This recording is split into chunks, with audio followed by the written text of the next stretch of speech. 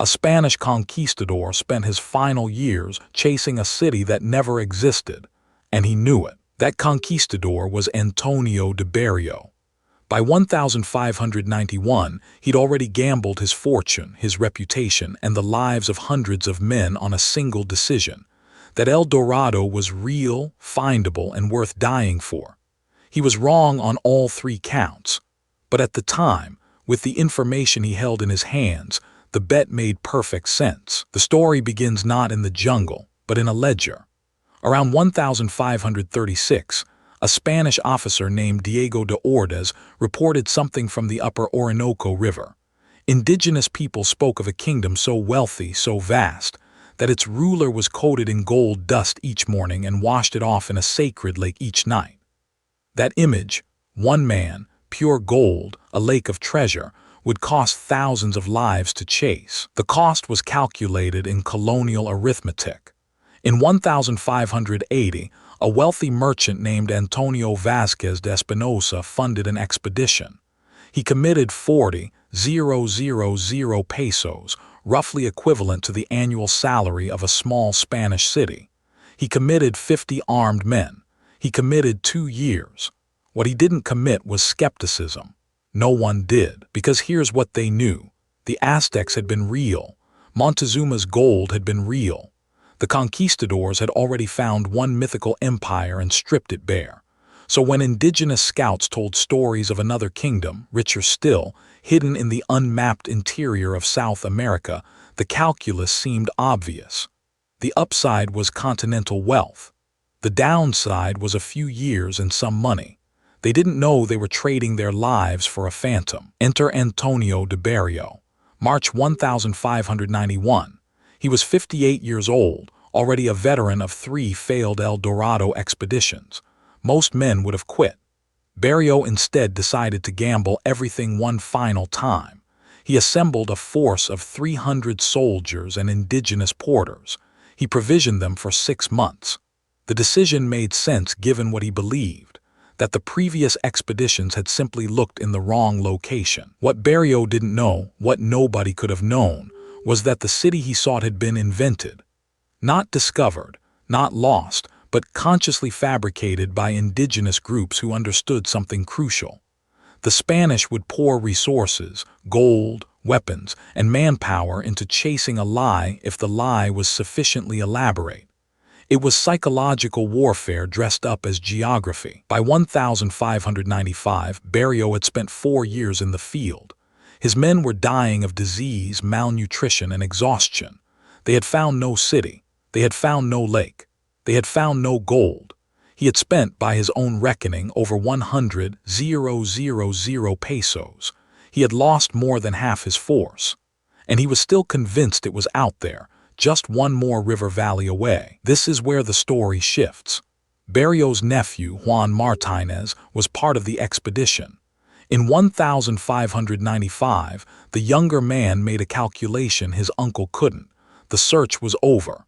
He broke away from Berrio's force, made his way downriver, and eventually reached the Spanish settlement at Trinidad. There, he told a story that would reshape the entire legend. Martínez claimed that Berrio had found evidence, not the city itself, but proof of its location. He spoke of indigenous informants, of geographic markers, of a path forward. What he didn't say, but what later historians would piece together, was that he was selling hope to fund another expedition. He understood the market. The story reached England. Sir Walter Raleigh, the privateer and courtier, read Martínez's account in 1595 and made his own decision under pressure. Queen Elizabeth was aging. His political position was fragile. A fortune in South American gold would restore his standing, fund colonial expansion, and cement his legacy. The cost?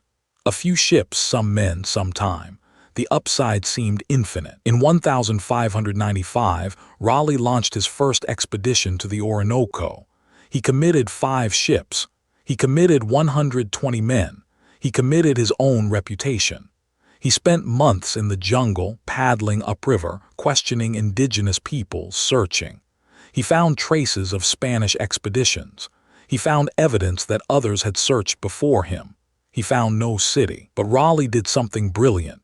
He returned to England and wrote a book. The discovery of Guyana, published in 1596, was a masterpiece of strategic ambiguity. He claimed partial success. He described the landscape in vivid, tantalizing detail.